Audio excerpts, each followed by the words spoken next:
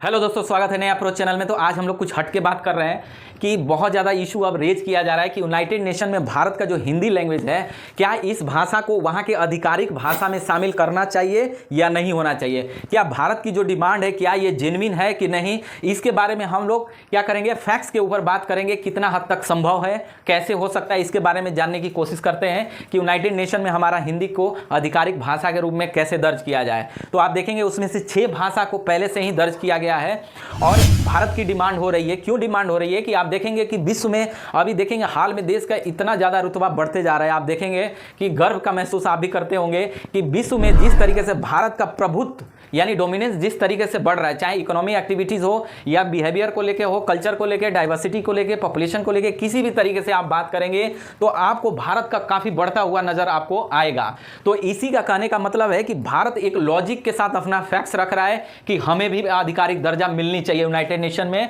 क्यों? क्योंकि आप देखेंगे कि विश्व की तीसरी सबसे बड़ी भाषा बोलने वाली है भारत। आप देखिए कि हिंदी को तीसरी सबसे बड़ी भाषा है पूरे विश्व में। पहले नंबर पे आता है अंग्रेजी, जिसका आप देखेंगे अगर हम बात करें बोलने वालों की संख्या की तो 1 अरब 13 करोड़ पॉपुलेशन है जो अंग्रेजी बोलती है, पूरे वर्ल्ड में सबसे ज़्यादा है। उसके बाद दूसरे नंबर की बात करते हैं, चाइना की मंडारिन भाषा है, उसका जो आप देखेंगे 1 अरब 11 करोड़ पॉपुलेशन उसका इस भाषा का इस्तेमाल कर रहा है। वहीं अगर तीसरे नंबर पे हिंदी की बात करें तो आप देखेंगे 61.61 करोड़, 61.5 करोड़ पॉपुलेशन क्या कर रही है, हिंदी बोल रही है। अच्छा सर, एक मिनट, अभी जो आप पीछे एक लाइन बोले हैं कि इंडिया सबसे ज्यादा वो प्रीफर कर रहा है, ग्रोथ कर रहा है पोल्यूशन चीज के मामले में, तो सर ये तीसरे नंबर पे क्यों आ गया? इसको तो फर्स्ट या सेकंड नंबर पे होना चाहिए। हाँ, तो देखिए जैसे पॉपुलेशन की बात कर रहे हैं ना, सिर्फ हिंदी बोला जा रहा है 61.5 करोड़। जैसे आपको पता होगा कि हमारा पॉपुलेशन 142 करोड़ से भी ज्यादा हो गया है, लेकिन हिंदी बोलने वालों की संख्या है 61.5 करोड़। यानी हमारे देश में और भी भाषा बोली जा रही है। जैसे आप देखेंगे दक्षिण भारत में जाइएगा तो तमिल है, मलयालम है, तेलुगु है, मराठी है। तो ये जो लैंग्वेज है वहाँ का अपना एक रीजनल लैंग्वेज है। वहीं अगर बंगाल में जाते हैं तो बांग्ला बोला जाता है। तो इसकी वजह से क्या हो रहा है कि हमारा हिंदी का, जैसे नॉर्थ इंडिया में आप बात करेंगे तो सबसे ज्यादा मेजोरिटी हिंदी का है। एक मिनट सर, एक मिनट, जो आप बताएं अलग अलग स्टेट का अलग अलग भाषा है, तो ये हमारे देश का तो ये तो राष्ट्रभाषा हिंदी है ना, यानी हिंदुस्तान, मतलब अब तक तो हम तो जानते हैं कि हिंदी है, ये चीज तो हमको तो मालूम ही नहीं। तो राष्ट्रभाषा नहीं है, राजभाषा है। समझिए कि राष्ट्रभाषा और राजभाषा में क्या अंतर है। अच्छा। तो राजभाषा इसलिए किया गया है क्योंकि भारत क्या डाइवर्सिटी है, यानी हम जब तक एक लैंग्वेज के ऊपर कंसंट्रेट नहीं होंगे तब तक हमारा राष्ट्रभाषा नहीं होगा। क्यों नहीं होगा? क्योंकि आप देखेंगे जब संविधान बना है, यहाँ साफ साफ लिखा हुआ है कि संविधान में राजभाषा का दर्जा हिंदी को दिया गया है। अब इसका आर्टिकल की बात करें तो 343 आर्टिकल के तहत दिया गया है और इसमें अंग्रेजी भाषा को भी, जैसे ऑफिशियल काम है, इसका इस्तेमाल कर सकते हैं। राष्ट्रभाषा तभी होगा जब हमारा पूरा देश एक भाषा में इस तरीके से बात करेगा, सबकी सहमति होगी, पूरे देश में अगर बोला जाएगा तब हो जाएगा। उसके बाद हम राष्ट्रभाषा की बात करेंगे। अभी हम लोग राजभाषा के ऊपर बात कर रहे हैं क्योंकि हमारी पॉपुलेशन सिर्फ इतना ही बोल रही है। यानी हमारे देश में भी राष्ट्रभाषा का चयन हुआ ही नहीं? नहीं, बिल्कुल नहीं, बिल्कुल नहीं। हमारा संविधान में राजभाषा ही है, राष्ट्रभाषा नहीं है। यानी हिंदी राष्ट्रभाषा नहीं है, राजभाषा, याद रखिएगा। एक मिनट सर, तो ये तो होना तो चाहिए ना सर? होना तो चाहिए बट नहीं है, क्योंकि आप दक्षिण भारत में देखिएगा इसका बहुत ज़्यादा लोग विरोध करता है क्योंकि वहाँ पे रीजनल लैंग्वेज है या फिर इंग्लिश का है। तो इंग्लिश बोलता है या रीजनल लैंग्वेज बोलता है। तो जब तक ये सारे लोग एकजुट हो करके एक पार्लियामेंट में इस तरीके से बिल ला करके पास नहीं किया जाएगा तब तक ये संभव नहीं है। अभी हम राजभाषा पे ही काम कर सकते हैं। तो इस तरीके से आगे बढ़ेंगे।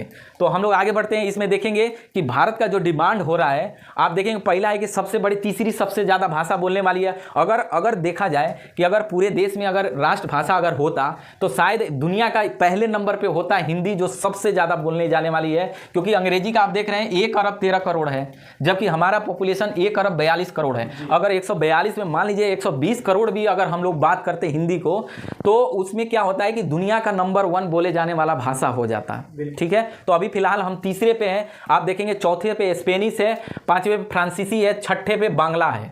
तो इस तरीके से बांग्ला भाषा है, सोचिए 6ठे नंबर पे आ गया है। यानी 26 साढ़े 26 करोड़ के आसपास बांग्ला बोलने वाले, यानी बांग्लादेश प्लस इंडिया के आप देखेंगे भाषा उसमें बंगाल में बोला जाता है। वहीं और दूसरा डिमांड जो की जा रही है, भारत विश्व में 5वीं सबसे बड़ी अर्थव्यवस्था है।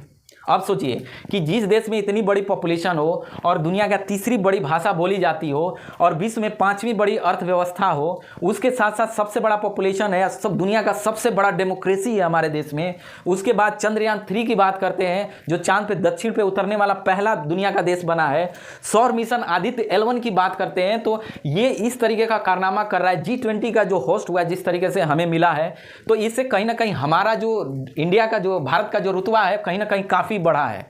तो इन सारी डेटा को देखते हुए यूनाइटेड नेशन को साफ साफ क्लियर है कि भारत को दर्जा मिलनी चाहिए, भारत इसकी डिमांड करता है। अब वो समय आ गया है कि यूनाइटेड नेशन इस पर विचार करे और इसको आधिकारिक दर्जा इस भाषा का दे। तो आप देख सकते हैं कि पहले से यूनाइटेड नेशन में आधिकारिक भाषा 6 को दिया गया है। पहला है अंग्रेजी, दूसरा है मंडारिन और तीसरा स्पेनिश, चौथा है रूसी और रशिया हो गया लैंग्वेज, अरबी हो गया, फ्रेंच हो गया। तो ये हो गया 6 लैंग्वेज जो अब तक हुआ है, यानी यूनाइटेड नेशन में इस भाषा का इस्तेमाल होता है। वहीं आप देखेंगे काम काज के लिए कहा जाए कि यूनाइटेड नेशन कौन सी लैंग्वेज इस्तेमाल करती है, तो सबसे ज़्यादा अंग्रेजी और फ्रेंच का इस्तेमाल करती है सबसे ज़्यादा। वहीं कर रहा है कि वही अब क्वेश्चन होता रहा है कि जब ये भाषा को शामिल किया जा सकता है तो हिंदी को क्यों नहीं? सर, क्योंकि ये तो हम लोग का ना कहीं चीज है कि जो अंग्रेजी को प्रीफर करते हैं, जैसे कि आप एक क्वेश्चन बोले हैं अभी कि हर एक स्टेट का अपना भाषा होता है और उसके बाद अंग्रेजी वो लोग बोलता है, तो अंग्रेजी की जगह वो तो हिंदी भी तो बोल सकते हैं। बिल्कुल बिल्कुल बोल सकता है, लेकिन जो पहले से मदर टंग है, सपोज अगर मान लीजिए एंशिएंट से बात करोगे तो वो अपने आप में एक अलग प्रदेश था, अलग वहाँ का डोमिनेंस था, अलग कल्चर है, अलग सोसाइटी, अलग लैंग्वेज है, तो उससे वो लोग बाहर नहीं निकल पा रहा है। ये तभी होगा जब हमारे संविधान में अमेंडमेंट होगा, सबकी सहमति ली जाएगी, तभी होगा। जब भी इस तरह की बात होती है कि यूनाइटेड नेशन में हम हिंदी को राष्ट्रभाषा के रूप में वहाँ जाके देंगे या राजभाषा में कन्वर्ट कराएंगे, तो इसमें साउथ वाले विरोध करते हैं इसका। तो जब तक पहले ये लोग नहीं तैयार होगा, पूरे देश की एक भाषा पर नहीं बनेगी सहमति, तब तक हम राष्ट्रभाषा नहीं कर सकते हैं, राजभाषा ही रहेगा। डाइवर्सिटी ज़्यादा है, इसको इसीलिए छेड़ा नहीं गया, अभी तक वैसे ही छोड़ा गया। लेकिन इसकी छोड़िए, इसकी कोई जरूरत नहीं है। फिलहाल मेरे पास है कि यूनाइटेड नेशन में हिंदी को दर्जा होना चाहिए अधिकारिक, तो उसके लिए अपने आप जो हमारे पास डेटा है, जो हमारा डेवलपमेंट है, ये अपने आप में सफिशिएंट है दिलाने के लिए आधिकारिक भाषा। क्योंकि आप देखेंगे तीसरी सबसे इकोनॉमी में है, बहुत सारा है। वहीं आप देखेंगे कि 1945 में जैसे हुआ था कि यूनाइटेड नेशन में चीनी, अंग्रेजी, फ्रांसीसी और रूसी भाषा को स्टार्टिंग में 4 लैंग्वेज को शामिल किया गया था। उसके बाद आप देखेंगे 1973 में जनसंख्या और कारोबार के आधार पे जिसका डोमिनेंस था उसको और बढ़ाया गया, यानी 2 को और बढ़ाया गया, अरबी और स्पेनिश को बढ़ाया गया। इसका मतलब साफ साफ क्लियर मैसेज है कि समय के अनुसार यूनाइटेड नेशन में भी बदलाव हुआ है, यानी 45 के बाद 73 में 2 लैंग्वेज को और जोड़ा गया है। और किस बेस पे जोड़ा गया है? तो जनसंख्या के बेस पे, कारोबार के बेस पे जोड़ा गया है। तो जब ये जोड़ा गया है तो भारत तो ऑलरेडी ये काम कर रहा है, तो फिर भारत का क्यों नहीं होना चाहिए? तो ये चीजें हो रहा है। दूसरी बात है, आप संविधान की बात करें तो संविधान में साफ साफ आर्टिकल 353 में ये इसको अभी राजभाषा के रूप में रखा गया है। उसके बाद देखेंगे 22 भाषा आधिकारिक भाषा है। आप देखेंगे अलग अलग जैसे लैंग्वेज है, तो 22 भाषा को भी आधिकारिक में इस्तेमाल किया जा सकता है और इसका इस्तेमाल होता है।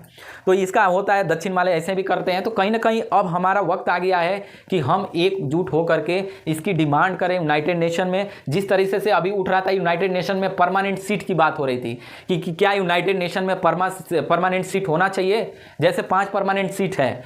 छठे की बात हो रही है कि भारत को भी शामिल करना चाहिए, लेकिन चाइना इसके ऊपर कर रहा है। तो उसमें क्या हो रहा है कि यूनाइटेड नेशन की सुधार की बात की जा रही है, रिफॉर्म की बात की जा रही है कि सुधार करके भारत को भी इसमें शामिल किया जाए। तो वहां भी शामिल करना जरूरी हो गया है और यहाँ पे भाषा में भी इसका इस्तेमाल अब जरूरी हो गया कि यूनाइटेड नेशन को आधिकारिक भाषा के रूप में उसको शामिल करना जरूरी हो गया है। तो ये सारे हमारा टॉपिक रहा, कैसा लगा आप जरूर बताइए।